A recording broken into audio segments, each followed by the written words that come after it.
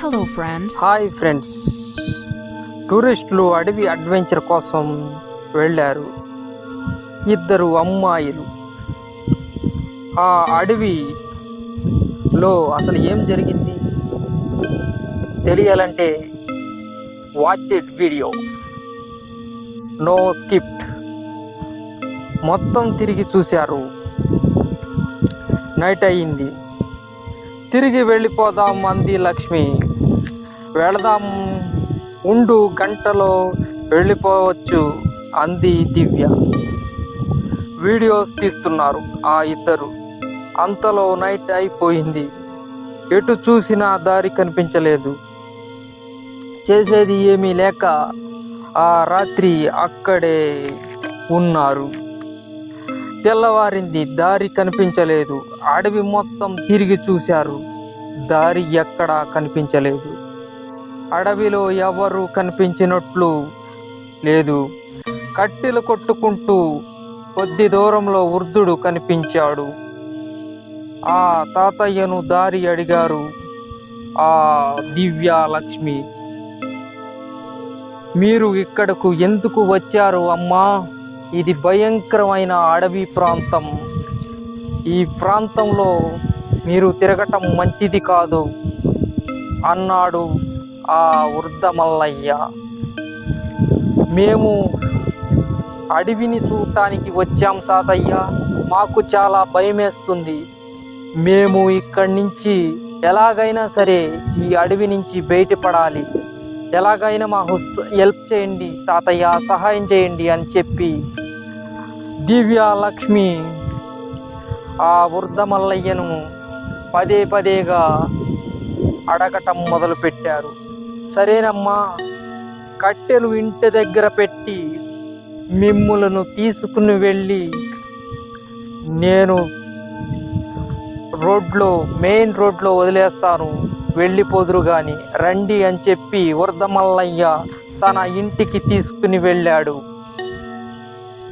అంతలో వృద్ధ మల్లయ్యకు రెడ్డి ఇంటి దగ్గర నుంచి సమాచారం వచ్చింది. కట్టెలు తీసుకుని రెడ్డి రమ్మంటున్నాడని మల్లయ్యకు రెడ్డి చెప్పటంతో వెంటనే అక్కడ నుంచి రెడ్డి కట్టెలు రెడ్డికి ఇచ్చి వస్తాను అని, మీరు ఇక్కడే ఉండండి అని చెప్పి మల్లయ్య అక్కడి నుంచి బయలుదేరి వెళ్ళి రెడ్డి రాజు కట్టెలు ఇవ్వటానికి వెళ్ళాడు. కట్టెలు ఇవ్వటానికి వెళ్ళిన మల్లయ్య ఎంతసేపటికి రాలేదు. రాకపోయేసరికి ఏంటి తాతయ్య ఇంకా రాలేదు, ఏమైంది ఏంటి, నైట్ అయిపోతుంది, అమ్మా నాన్నలు కంగారు పడతారు, ఇంటికి వెళ్ళాలి, ఏమి చెయ్యాలో అర్థం కావట్లేదు, తాతయ్య ఎప్పుడు వస్తాడో ఏమో, ఎలాగోలా మనమే వెళదాం అని నిశ్చయించుకున్నారు దివ్య, లక్ష్మి. ఇది మల్లయ్య భార్య అయిన లలితాంబకు చెప్పారు. మేము వెళతాం, మేము ఇక్కడ ఉండం, మా అమ్మా నాన్నలు కంగారు పడతారు అని అన్నారు లలిత అంబతో. వద్దమ్మా, అడవి ప్రాంతం చాలా డేంజర్, మీరు అసలే ఆడపిల్లలు, మీరు అడవిలో జరగడానికి జరిగినా మీరు ఏమీ చేయలేరు, ఎందుకు వచ్చారు మీరు ఇక్కడికి, అసలు అలా వెళ్ళకూడదు, తాతయ్య వస్తాడు, మిమ్ములను తీసుకుని వెళ్ళి యథావిధంగా దారి చూపించి మిమ్మల్ని పంపిస్తాడు మీ ఊరికి, మీరు ఇక్కడే ఉండండి అని చెప్పింది.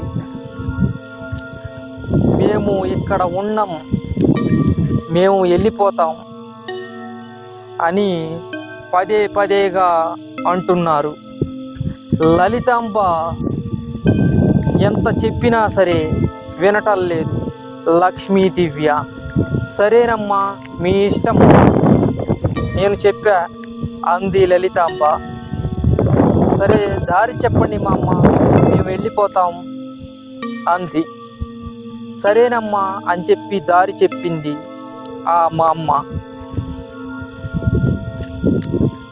రెడ్డి రాజు, ఏమైంది మల్లయ్య, నువ్వు ఇంతసేపు కట్టెలు తీసుకురాలేదు, ఏమైంది, ఏమన్నా జరిగిందా అడవిలో అని చెప్పి రెడ్డి అడిగాడు. ఏమీ జరగలేదయ్యా, ఎవరో ఇద్దరు అమ్మాయిలు అడవిని చూడటానికి వచ్చారు. వాళ్ళు నన్ను అడిగారు దారి చూపించు తాతయ్య అని. వాళ్ళకి సమాధానం చెప్తూ నేను ఇక అక్కడే నుంచున్నాను, అందుకే నాకు లేట్ అయింది రెడ్డి రాజా అన్నాడు మల్లయ్య. అవునా, మరి దారి చూపించావా, వెళ్ళిపోయారా అన్నాడు రెడ్డి. లేదయ్యా, ఇంకా వెళ్ళలేదయ్యా, ఇంకా మళ్ళీ మీరు కబురు చేశారని చెప్పి మీ దగ్గరికి వచ్చాను, ఇంకా వెళ్ళలేదు, వెళ్ళి వాళ్ళని పంపించి వస్తానయ్యా అని చెప్పి బయలుదేరబోయాడు మల్లయ్య.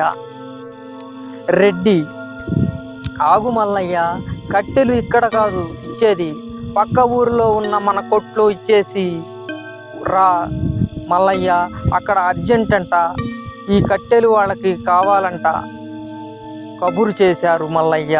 ఈ ఒక్క సహాయం చేసి పెట్టు నాకు చాలు, ఇంకేమీ అవసరం లేదు అన్నాడు రెడ్డి.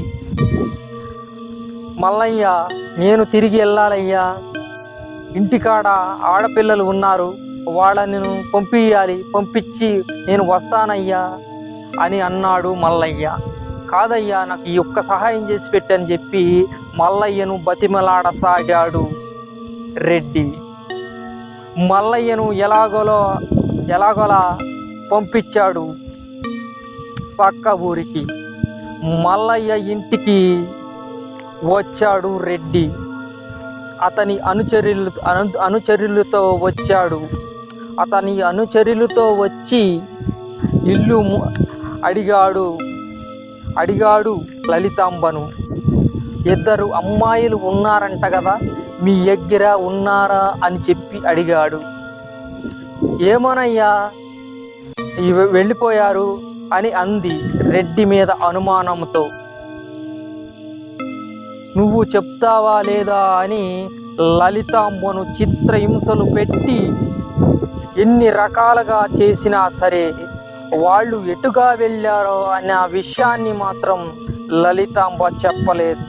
చెప్పపోవటంతో కోపంతో రగిలిపోతున్న రెడ్డి లలితాంబను మెడకాయ పిసికి బావిలో పడవేసి అతని అనుచరులతో అడవిలోకి వెళ్ళి గాలింప చర్యలు మొదలుపెట్టాడు.